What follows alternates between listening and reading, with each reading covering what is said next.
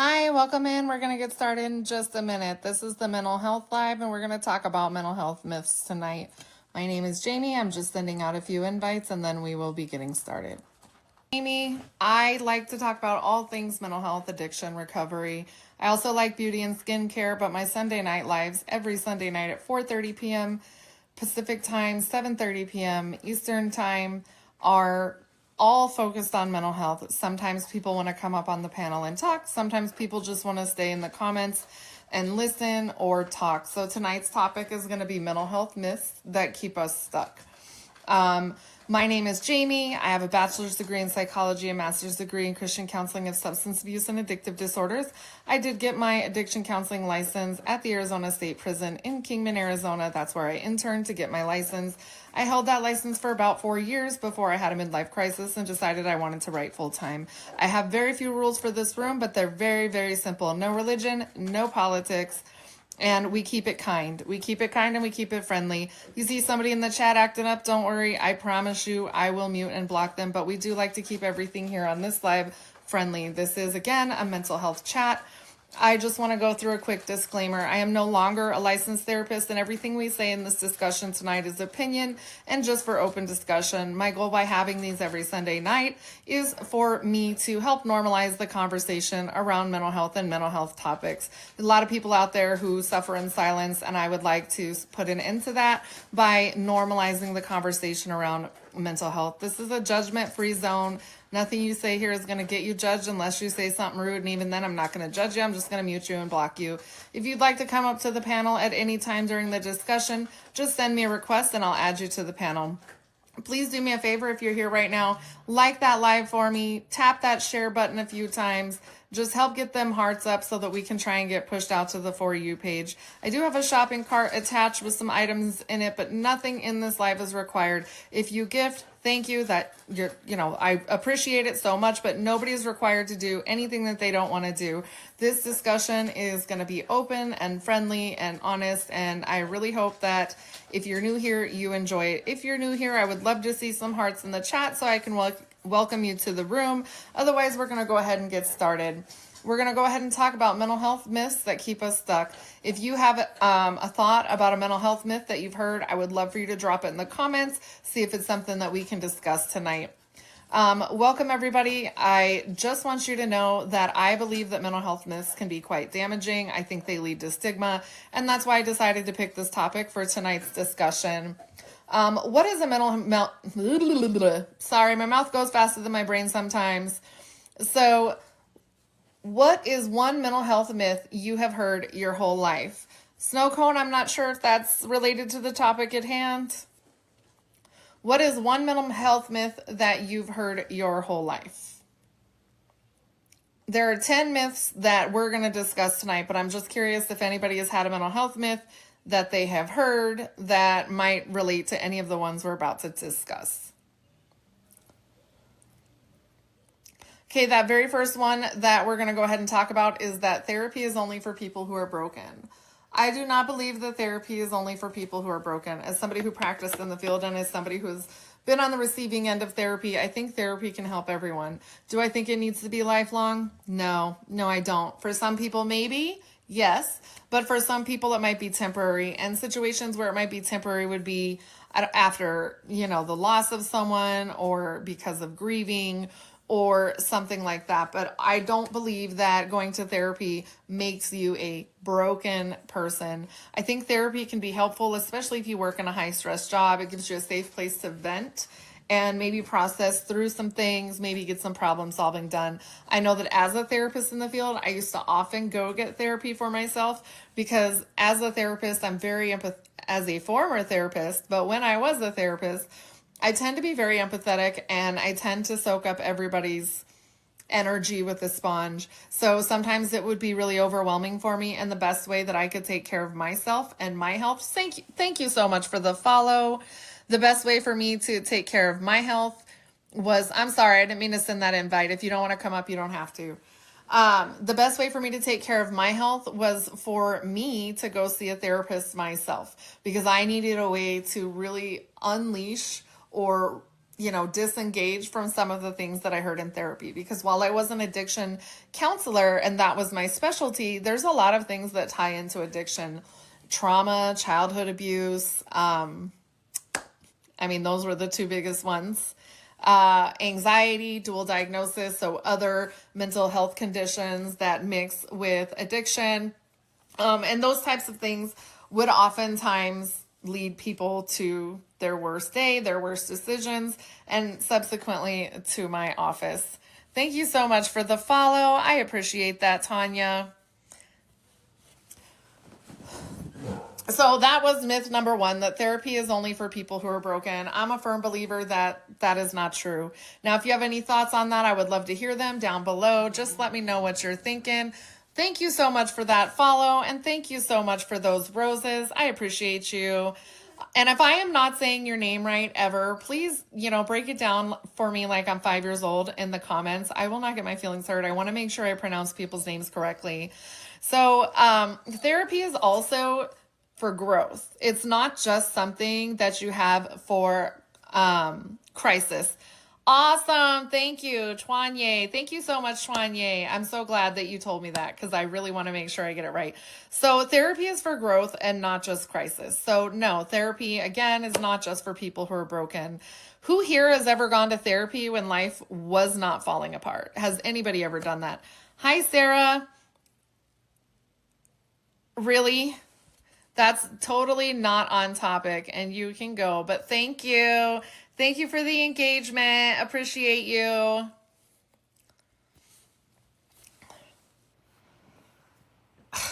Ask me that. Of course I'm anti-slavery. Jesus Christ.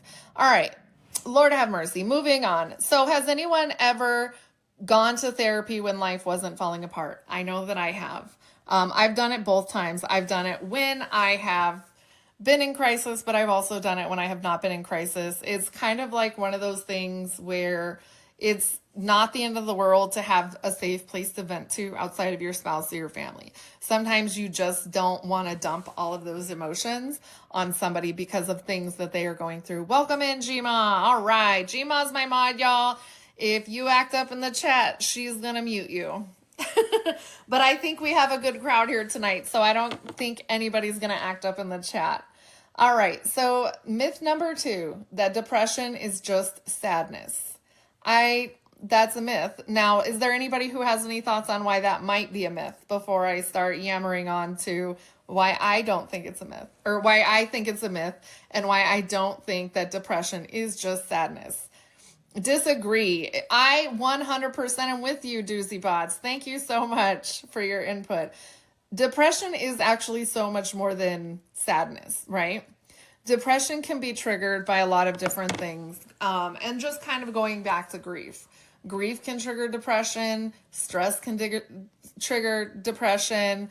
I think that the world can trigger depression. I mean, you turn on the news and you could get depressed if you watch it for long enough, because for every one good story they tell, there's going to be 9 negative stories that they tell. And I think that there is also a difference between clinical depression and everyday sadness. Okay, so we can be temporarily sad because of circumstances or because we've had a bad day, or we can have sadness because we are really struggling. Thank you so much for the heart me. Don't mind my pup. She's eating. She's mad because she has to be separated because she eats everyone else's food. So I promise you she's okay. I will let her out in just a minute, okay? Anyway, so yeah, so there is clinical depression, but then there is also everyday sadness. Thank you so much for the follow. I appreciate that.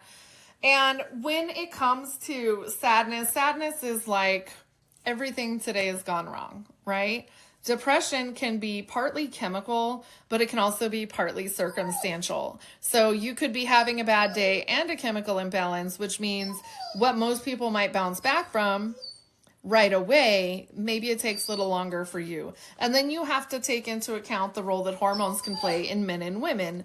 Men are told to suppress their feelings oftentimes, and women, we struggle with hormones after pregnancy, during that certain time of the month, after we're no longer of a childbearing age.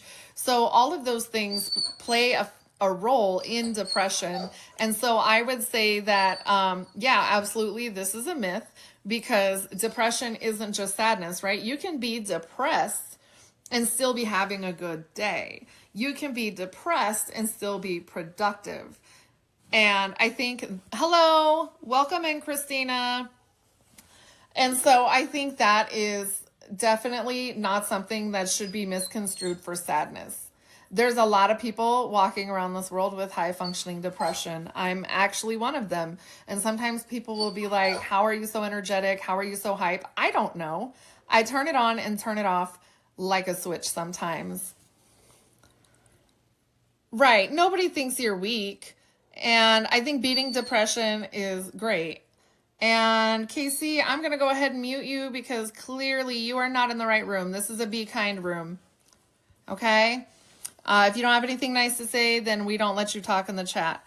Yeah, you're right there with, yeah, see, and that's the thing. Like, I am a high functioning person who struggles with depression. Let's see. How would you explain depression to someone who doesn't get it? Like, how would you describe your depression to someone who doesn't get it?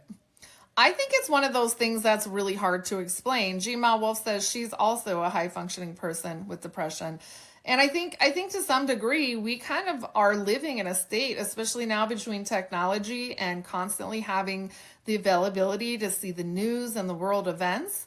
I think in some ways, our high state of survival is why we're more vulnerable to depression now than maybe they were 20, 30, 40 years ago. That doesn't mean it didn't exist. It just means that we're in a state where we're constantly on edge quite often. It's like standing on the edge of a cliff for you. Yeah, and that's, I describe it as, I think it's hard to describe, but I describe it as, I feel like I'm standing on the top of a mountain and I'm yelling and nobody can hear me. There's not an echo, there's nothing, you know, and I think that's fully relatable. Thank you for sharing that, Helen.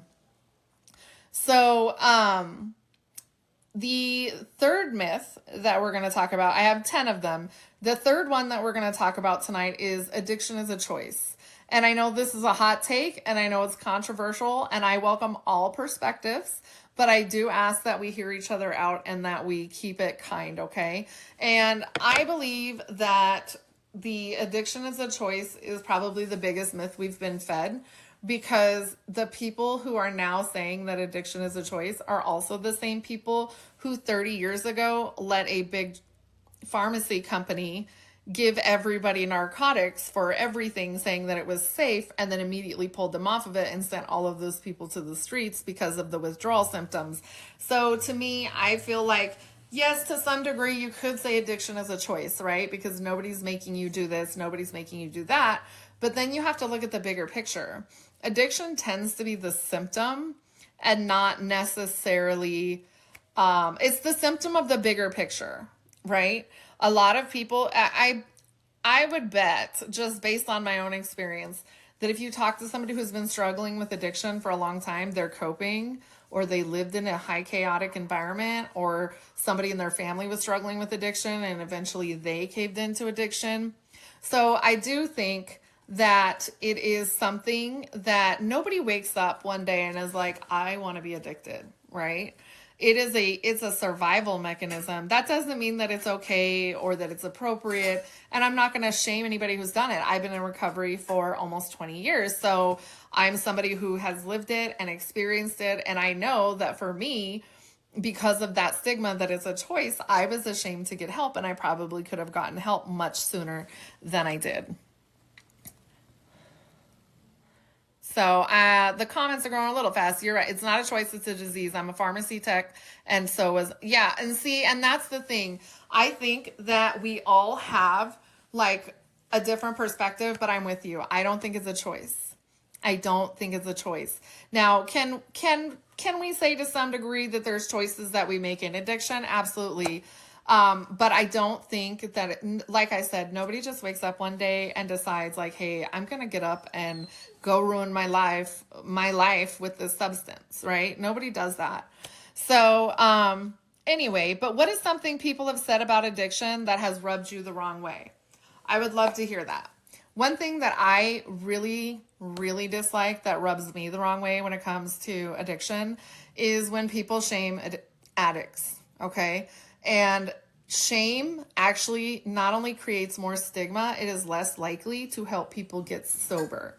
When you don't treat people with compassion, they're not going to get sober. And I'm not saying you have to ignore every bad thing they did in the throes of their addiction, but shaming them isn't going to make them better. If that worked, we wouldn't have such a problem, right? Because we see that a lot.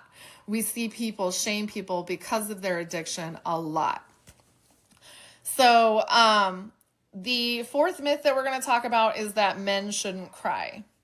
And this is gender norms. This is one of those things where men, boys, whenever, that's right, it could be you tomorrow, are taught, don't cry, crying is weak, showing emotion is weak. And that's not the case. Like, showing emotion does not make you weak at all. In fact, I think that waiting until something boils over and then you blow up and possibly do something you regret, that is more dangerous than just breaking down and being emotional if that's what it takes. Can I just say, if you see this, I'm in the medicine world. My own pharmacist says people who, I'll wait for the next part of that. Welcome in, Charmaine.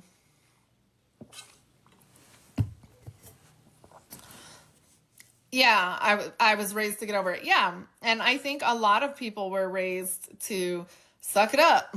Suck it up, buttercup. Like, I don't know, that's just the phrase that I feel like a lot of people say. Thank you so much for getting us to over 1,000 taps. You guys are awesome. I think that when people say suck it up, buttercup, it's really insensitive. I do see it. I can see the comments. Sometimes they go too fast, but I try to always follow them. So, men in the chat. Are there any men in the chat, or are they all ladies? If we have any men in the chat and they're comfortable sharing, have you ever been told this directly, that showing emotions, showing any kind of vulnerability is weak? I don't know if we have any men in the chat. But anyway, so myth number, if you share it, I'll come back to it. That's the phrase. Yeah, that's exactly the phrase. Excuse me. So myth number 5 about mental health is that taking medication makes you weak, or taking medication means you're not sober. If somebody has reduced their substance use because of medication, they're being a productive member of society. That is maybe possibly the best they're ever going to get. For some people, they can come off of it. Some people are on it forever. That does not make them a bad person. That does not make them a bad person. And I know that that's a hot take, but that's just my belief. I worked in the field, and I can tell you that the person who's trying to do abstinence and cannot do it because they feel like being on a replacement medication is going to mean that they're not sober. Those people struggle with addiction more than the people who just get medication-assisted treatment. And I don't know how many people know this, but they have medication-assisted treatment, even for substances like alcohol. So it's not something that, people hear that and all they think about is like Suboxone or methadone. They don't think about the fact that you can take a medication to help you not crave alcohol. Awesome. I love it. Thank you so much, Doozy Bots. All right. So, taking medication doesn't make you weak. Do we consider people with diabetes weak because they have to have insulin? Do we consider people with cancer weak because they have to get chemo? So why is it different when it comes to mental health and recovery? Why is that? The Vivitrol shot. Very good. Thank you so much. Thank you for liking the live, Heather. Thank you for liking the live, Gma Wolf. So yeah, and I think people forget about that, and people try to compare. Ultimately, addiction and mental health is part of health, and I've had people argue with me about that, and that's fine. We don't have to agree, but mental health affects your health, and health can affect your mental health. If you're not feeling good, you could get depressed. If you're depressed, you may get sick more frequently, and I think people really don't realize how much the two things go hand in hand. I'm going to knock on the door so that they'll come get the dog. Oh, it's me. They think somebody's at my door. Sorry, guys. All right. So taking medication does not make you weak. Is there anybody here who takes medications and wants to drop encouragement for others? Can you let her out? She's just in here making everybody think that we're horrible parents. Thank you. You're going to stay? Because I can't get up and open the door. Come on, girl. Go, Ellie. She don't know what she wants. Dogs are just like the kids around here. Don't mind us. All right. So myth number 6, mental illness is rare. Mental illness is rare. That's a myth. It's a myth because 1 in 5 adults in the United States experiences mental illness every single year. And I like to think of mental illness as something fluid, kind of like for some people, they're chronically ill with things like maybe fibromyalgia, right? Some people are chronically ill with a mental health condition. Some people, they just get a cold and it goes away, or it's seasonal, right? We could say the same about depression, right? Sometimes it's seasonal, sometimes it's not chronic and lifelong. And then, so the spectrum with mental health conditions is really just as broad as it is with health conditions, right? Some people beat cancer once and they never have cancer again. Some people beat their addiction on the first try and they never relapse. Some people have to fight cancer 2 or 3 times. Some people have to fight addiction 2 or 3 times. Some people don't make it out of either one of those fights. So I think that's really important. And I think that people, not everyone is as aware or is willing to be aware of that concept, if that makes sense. How many people, if you know, I'm not going to say how many people, if you know of somebody who is struggling with addiction or mental health right now, drop a green heart in the chat. If you know of somebody struggling with mental health right now, it doesn't have to be you, it could be somebody you know, or addiction, drop a green heart in the chat for me. All right. So moving on, myth number 7, kids can't have mental health problems. Thank you so much. Thank you so much. Welcome in, Cammie. Welcome in. So myth number 7 is that kids can't have mental health problems. So I think we know why that's a myth, right? We have kids that get removed from their parents. We have kids whose parents pass away. We have kids who grow up with trauma. We have kids in a normal family, and maybe there's something with their brain chemistry that causes them to struggle with mental illness. Maybe their dopamine and their serotonin levels aren't regulated, right? Thank you so much for sharing that green heart. I appreciate that. And here's the thing. How do I say it? If we don't teach and demonstrate for our kids to take care of their mental health, like we demonstrate brushing their teeth and things for their oral health or taking a shower for their physical health, how are they going to succeed with their mental health? Thank you so much for the follow. I appreciate that. So I think that anxiety, ADHD, and depression can show up early. I do think technology is increasing mental illness with kids because of online bullying, because maybe sometimes they're on the phone. Like kids, when I was a kid, we watched like 2 or 3 hours of TV when we got home from school, which now that I think about it, that sounds like a lot, right? We watched Carmen Sandiego. We watched Knight Rider. Then there was some other show. Then we would eat dinner, right? Kids could be on their phone on the bus. They can be on their phone after school. They can be on their phone until bedtime. Not every parent regulates it, right? So I think in some ways that's increasing anxiety. They've shown that if you're on your phone 4 hours before bedtime, you're going to struggle with going to sleep at night. There's something in the phone. I think it's like the blue light that can affect the way your circadian rhythm works, right? So we don't have kids that are just couch potatoes. Now we have people that are attached to their phone. And I think that can create anxiety too. And I say this as an adult who has literally had the phone in her hand on the phone, looking for the phone, and the anxiety that induces because I can't find the freaking phone and I'm on the phone. So think about what that does when from an early age you're on the phone. Right. And in a sense, you kind of almost want school age kids to have phones because of what's going on in schools nowadays between the bullyings and the other things that happen. So Yeah, mental health is definitely no joke. You're absolutely correct, Blindsided. Thank you so much for sharing that. New Jersey actually has mental health days for students. I like that. So my staff that work for me, I say my staff, I have 2 staff and they're both part-time, but I also have a contractor who does like editing, right? They can come to me at any time and tell me they need a mental health day. And they can use their PTO for it, and I don't care. There is zero judgment. There is zero judgment. And if they're out of time and they still need a mental health day, they can still take a mental health day. Because I feel like if I'm making you feel bad and you're already sick or you're already feeling bad, you're not going to be able to come back to work with a fresh brain or fresh head, right? You're going to be like, God, I hope I don't tick her off, right? Like, I don't want people having to feel anxious when they work with me or when they work for me. So I think like that's actually really awesome. I'm glad to hear that because that's something that should be implemented in more schools.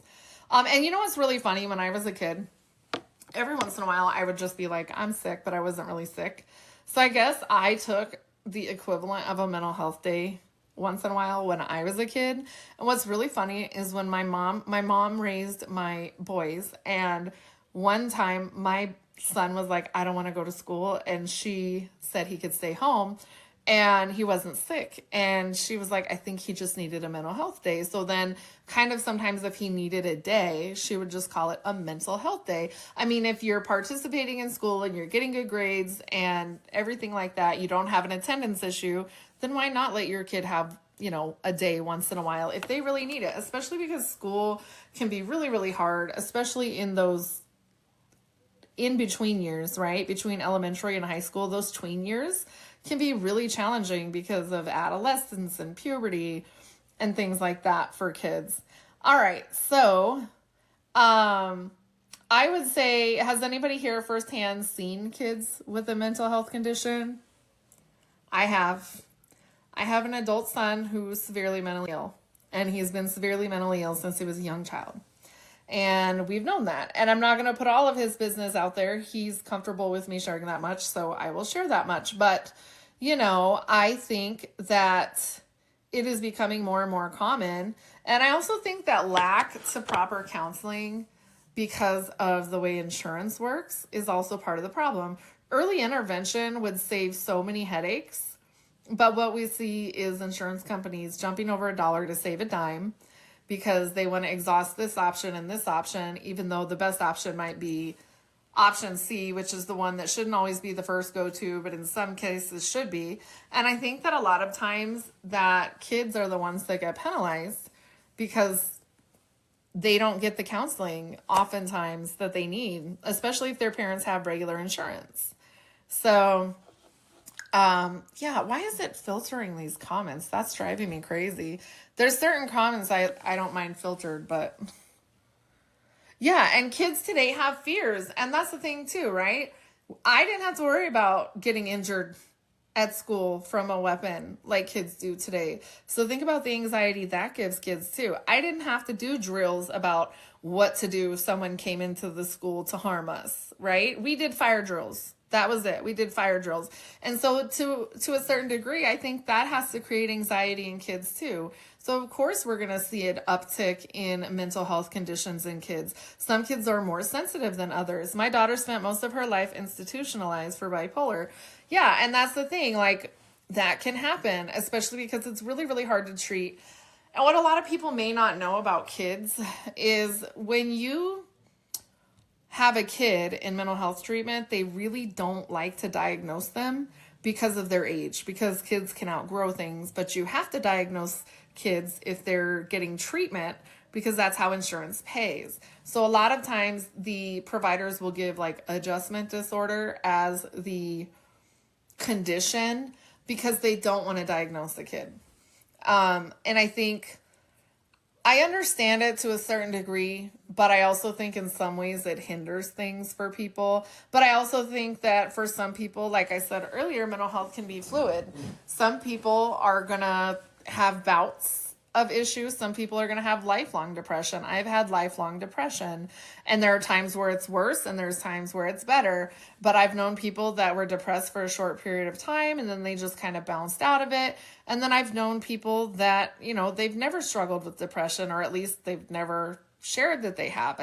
I think the stigma also means a lot of people don't talk about the issues that they do have because nobody wants to feel judged.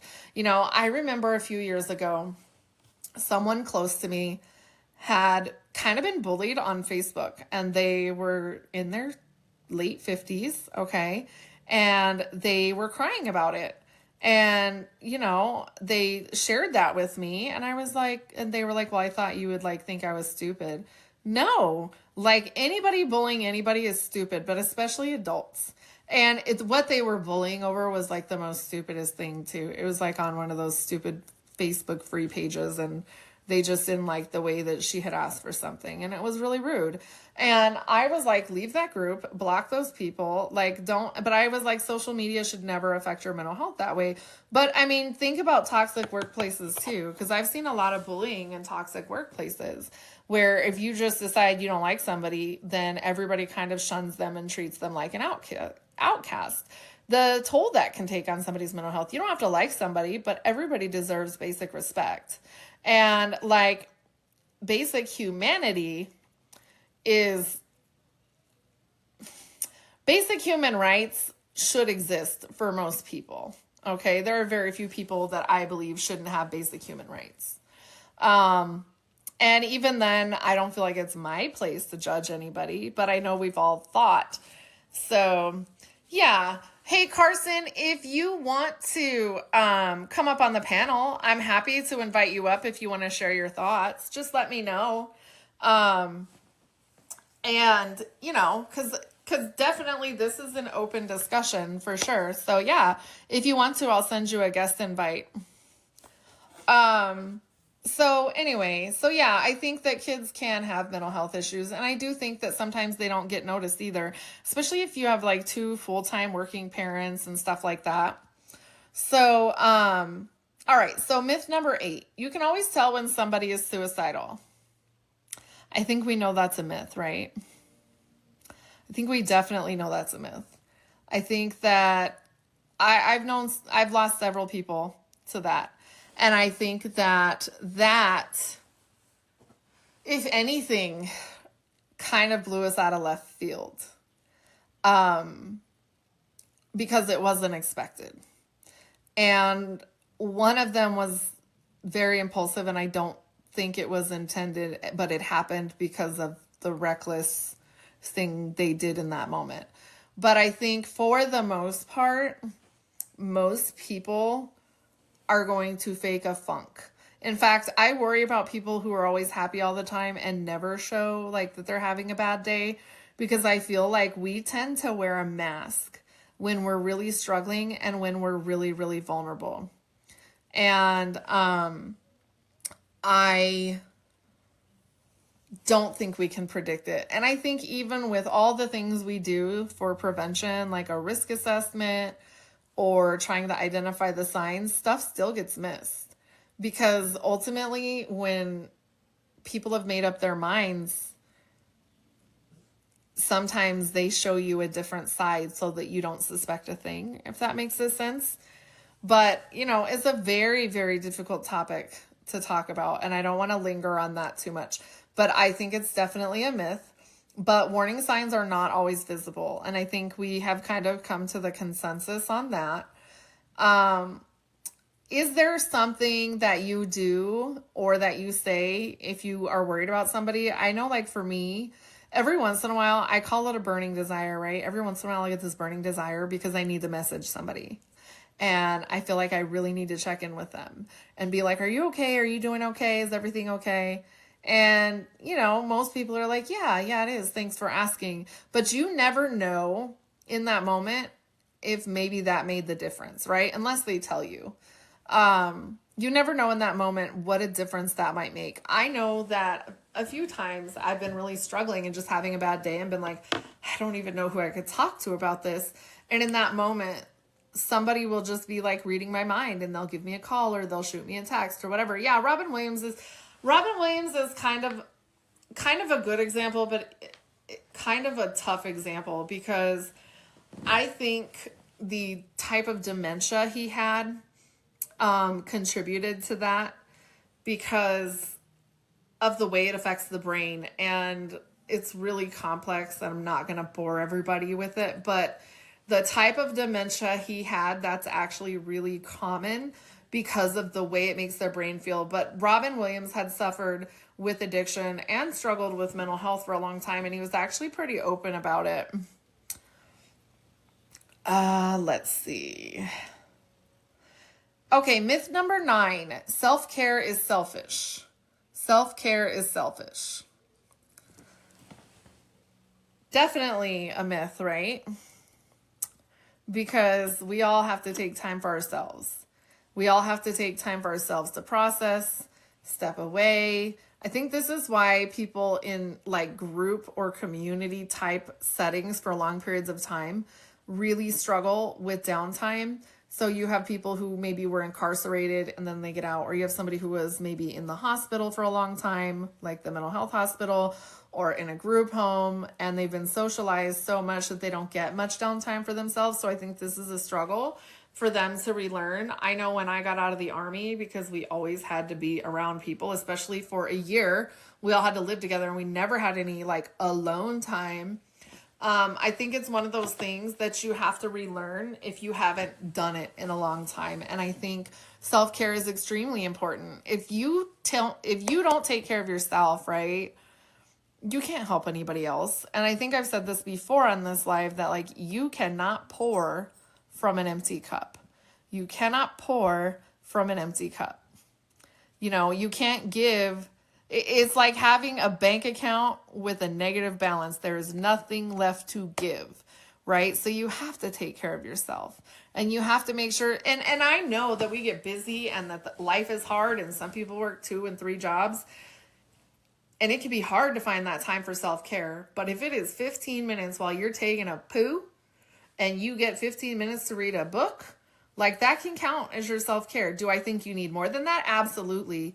But if you're living a very busy lifestyle, you have to try and find a little bit here and a little bit there, right? So self-care is definitely very, very important. Rest and boundaries can help prevent burnout and making sure that you're rested and asleep.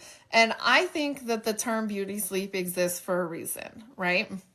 Because I will tell you, I am not a nice person if I don't get enough sleep. I am extremely irritable if I do not get enough sleep. And I think that's how we got the term beauty sleep, because we need the rest. We need the rest. That's something I struggle with for sure. Thank you for sharing that, Heather. I think we all struggle with it. Like I took 4 days. I took Thursday, Friday, Saturday, Sunday. And I decided I'm not doing anything. I am not touching my work computer. I am not doing any freaking thing. I'm going to post to my TikTok because that's what I do, and I'm going to go live, but I'm not going to worry about anything else. And it was really hard for me because I kept thinking I have this and this and this and this to do, but I forced myself to take that break. And you know what? I feel pretty good. I'm tired. I'm tired because I have a dog who, no matter what we do, insists on waking me up every morning, whether like against my will.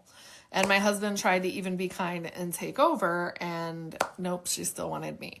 So rest and boundaries and self-care, if you don't do those things, you are definitely gonna burn out. Does anybody have a favorite? A favorite. I was trying to say favorite. Does anybody have a favorite self-care thing that they do? My number one thing to do is be around water, whether it's in my pool, whether it's at the river, whether it's going to a beach. And I love to read books and I love music. Those are like, and if I can do all 3 of those things in like one day, that's heaven to me. That is heaven to me. Reading when I can. Yeah, and I think reading is great because it gives you an escape. And if you have to be focused to read, and when you're focused on reading, your brain kind of has to shut down so you can focus on whatever story or whatever you're learning, right? And you're not thinking about all these other things that you have to do. Welcome in, welcome in. All right, so myth number 10 is people with mental illness cannot be successful.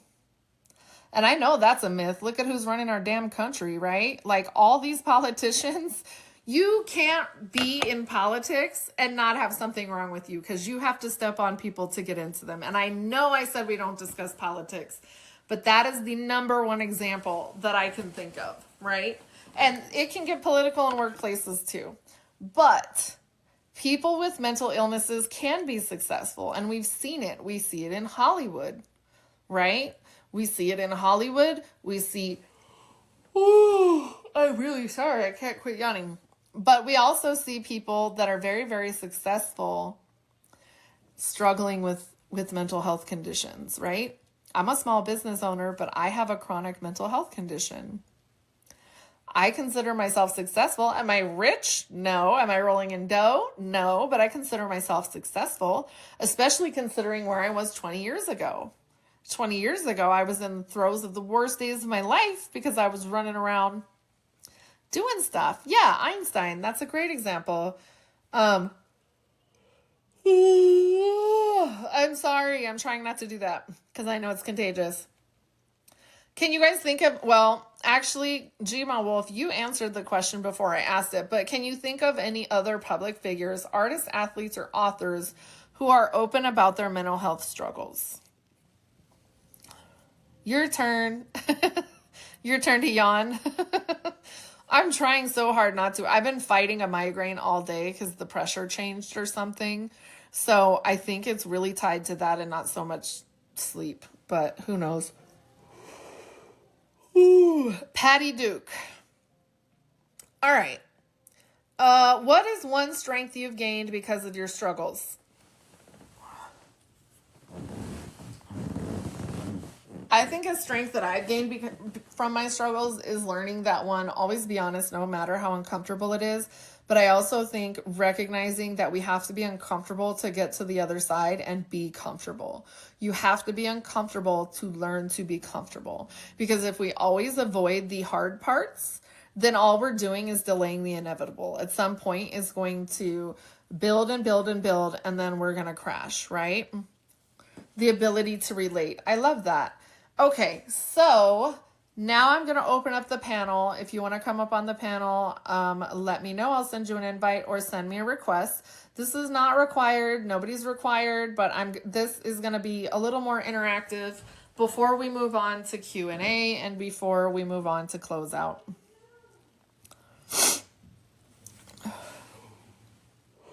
I really am trying so hard not to yawn. I'm so sorry. All right. All right, Gma Wolf, we'll put you up on the panel. All right. Gma Wolf is one of my mods. Heather, that's in here, is one of my mods. So if you guys have any questions and I missed it, one of them can let me know, okay? All right, so we're going to do a poll. So I want your opinion and your feedback since you're up on the panel, but I also would like to see if the chat wants to respond in the comments. So the question is, true or false? Therapy is only for crisis. False. Okay. And what are your thoughts on that? I don't know if you were here for that first part because we actually talked about that really early on, but. Well, I think I was going to answer and then you went into the next topic. So, probably. No, because that's when I was coming in. So say the question again. The question is true or false. Therapy is only for crisis. Okay, I say false because everything's therapeutic, despite of whether or not. Now, first, let me say I don't know how to really say it, an addictive personality. Mm-hmm. I am more of a social user. I am known as polysubstance. Okay. I gave up my choice in 2007 and strongly work on mental health now. I believe that they're side by side. One encodes to another because even if we're not ingesting, we can be overworking, we could be over whatever. You know what I'm saying? To do anything. I think that cooking can be therapeutic. So even if Okay. you're stressed and you start baking, nature walks, like you were saying, down by the water, that is something that I work, and I just look into the water and can get lost and memorize. So therapy is not, you don't even have to have a diagnosis to talk to somebody. Facts, facts. And they do have, like, some places have informal counseling, like you just need to go in and talk to somebody. Now we even have the online options. I've heard a lot of bad things about BetterHelp. I don't know one way or the other, but there are a lot of options besides that. Now you have ZocDoc where you can find a doctor that takes your insurance or takes sliding scale. So I think, yeah, and I totally forgot where I was going with that, but yes, I agree with you. The fact of not having to worry about having a diagnosis to get Right, right. And I think somewhere. that's the other thing too. In like diagnosis should really only be kind of what they call provisional when you're first starting out. Nobody should be diagnosing you from your first session. They should be giving you, this is what I think it is, which is a provisional diagnosis. That's just my opinion, of course. That's how we did it when we would diagnose. It was provisional. Now with addiction, it's different because when somebody comes in and they're like, I'm in withdrawal, yeah, you're going to diagnose them with whatever they're withdrawing from, right? But I know, especially like with kids and stuff, a lot of times they did it a little bit differently. Um, what was the other question? Let's see. I can't believe I've been on 45 minutes. My mouth has just been going and going. Let's see. Would you rather have 1 hour of therapy or one full day off of work? An hour of therapy. I think I would rather have a full day off of work. But see, that's where I go, like, true fact, I am a workaholic.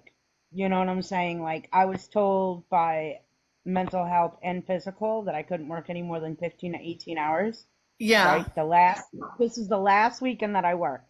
That Friday, they were like, you cannot work past this. I said, okay, no problem. Tell me why I did 38 hours in 2 days. So they turned around and made the decision for me Yeah. that I was no longer allowed because I can't control that. You Yeah. see, look at me on TikTok. I'm here like I wake up at 5:30 in the morning and I fall asleep with it in my hand. So it's like this is my new thing. Like this is, Yeah. so it's like that behavior is just there. Well, you could try time blocking, but I know how. So I have a rule if I have stuff that I have to do, I'm not allowed to pick up the phone until it's done. So I have a routine before I get out of bed. I'm checking my like my DMs, my messages, my metrics, and maybe I'll post a video if I have one ready. Then I get up, I do my hygiene, I start my morning, and then I will post another video while I'm eating breakfast or doing my morning routine. Then I will put my phone down and I will do work on my computer, like cleaning my emails, responding to clients, scheduling appointments, whatever it is I have to do, and then put the phone away during that time. Because if I pick up my phone even once, I will get sucked into being on the phone for hours.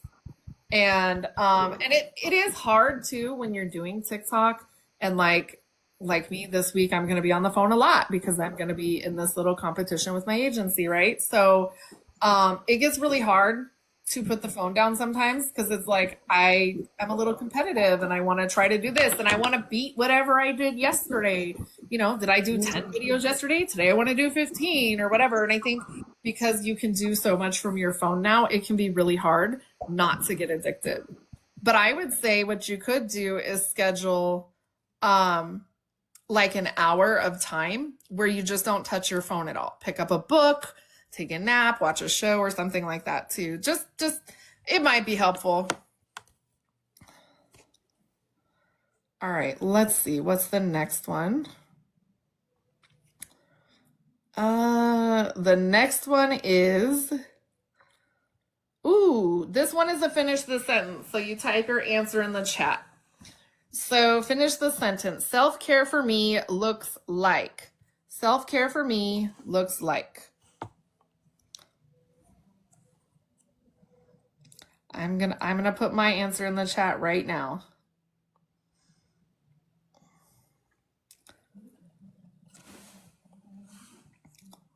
This is my go-to self-care is a nap quite often.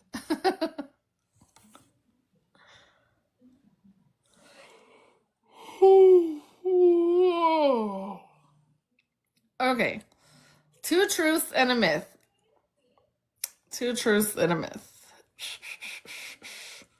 I'm skipping that one because my brain can't handle that right now. Welcome in, Andrew. We are talking about mental health myths. Let me know if you want to come up on the panel. We're just kind of going through the discussion and the Q&A. Some of the myths that I'll do a recap and then we'll go into Q&A. If you want to come up, just let me know and I'll send you an invite or just request me. All right. So the myths that we covered today were therapy is only for people who are broken. We know that's not true. Depression is just sadness. We know that's not true. Addiction is a choice. Men shouldn't cry. Taking medicine makes you weak. Mental illness is rare. Kids can't have mental health problems. You can always tell when someone is feeling like they need to self-delete. Self-care is selfish, and people with mental illness can't be successful. That's what we covered tonight. And we talked about how therapy isn't just for crisis. Therapy is also something you can use for growth, but it's also something you can use to make sure you stay healthy if you're living in a high stress field, job, whatever, if you have that accessibility. Let's see. Is there a myth that anybody believed in that they feel like they need to let go of today, of all the ones we discussed, or even one we didn't discuss? Is there a myth that you want to let go of today? And to piggyback off of that, if there was one thing you could change about the way people perceive mental illness, what would it be?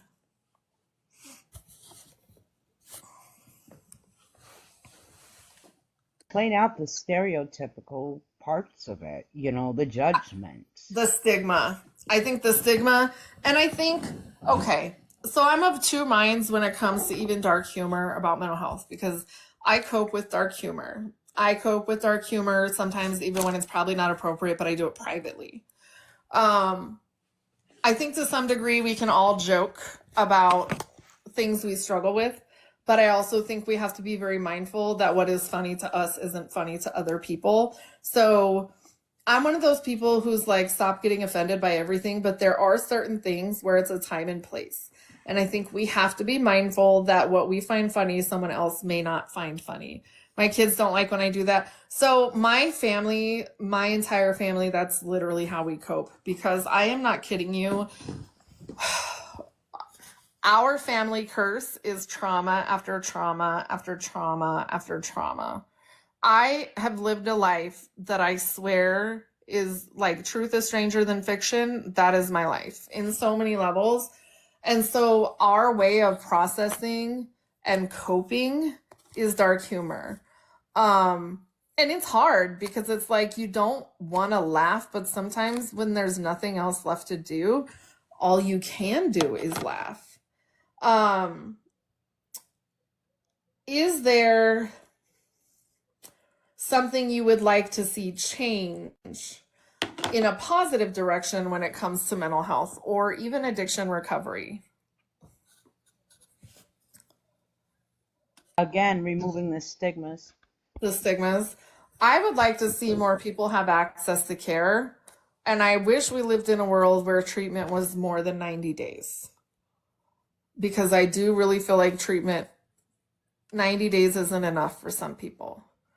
That's one of the reasons why I think the relapse rates are so high with addiction, is because we're cycling people in and out of programs faster than they have time to adapt.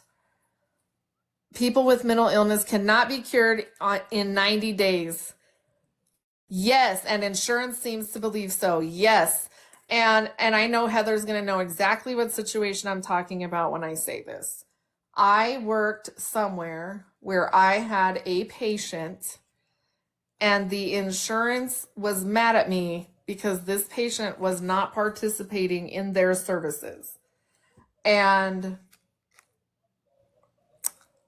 their mental illness was the type where some days you would get participation and some days you could fuck off. And literally, that is how they were. And I got a note from their insurance that said, you need to make this person participate. First of all, I'm the therapist. I'm very well aware of how to get clients to engage, right? At the time. What do you want me to do? Drag her by her hair and make her come participate in services? You know, obviously she needs to be there if she's not willing to participate. And I think that is a big barrier for people who are in treatment.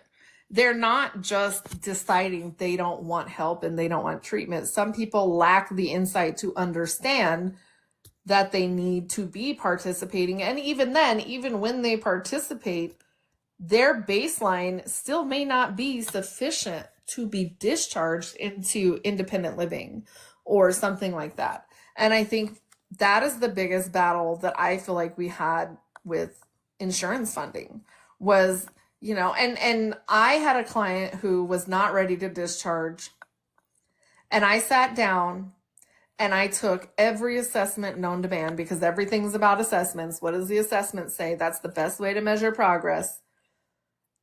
And I was recommending 3 more months of a stay for that client.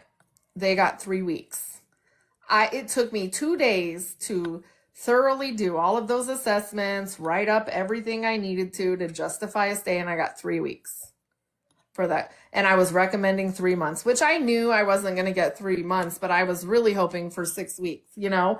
And I think that's a big barrier to recovery. So it's a disservice to people when they're treated like numbers. I think insurance dehumanizes people, like, period. Whether it's for mental health or whether it's for regular health, they dehumanize you. You're just a number. Oh, how much is this going to cost our pocketbook? Not how many people will be affected by this person's health if it doesn't get better. You know, and I think that is a big barrier. So thank you for coming on my TED Talk on that tangent. But, you know, that's just the way it is. All right. So we're going to go ahead and wrap it up. Does anybody have any questions about any mental health issues or about any of the things that we discussed tonight, or for anyone on the panel, which tonight is just Jima?